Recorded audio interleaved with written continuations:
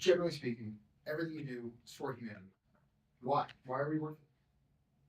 Why do you care about the politics? Why do you care about multiplanetary species? Consciousness, you mentioned that, but like, Yeah. do you ever get like feel like that's maybe not the case or not true? Well, I mean, there's certainly at times when I have doubts about these things. I mean, I think it's a good question you ask because it goes to like at a foundational level, what is my philosophy and why does it lead to this conclusion? Yes. So the reason is that when I was a teenager, I had like an existential crisis to try to figure out what's the meaning of life.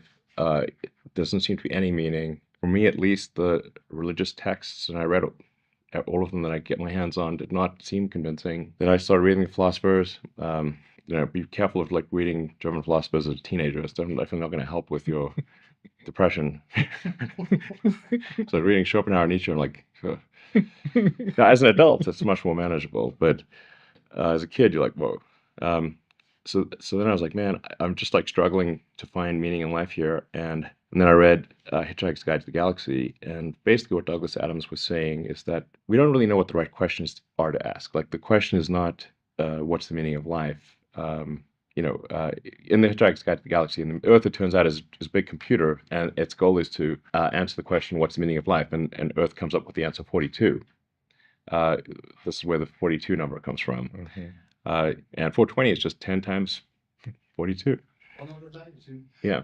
In that book, which is really sort of a book about, it's an existential philosophy book disguised as humor, they come to the conclusion that no, the real problem is trying to formulate the question.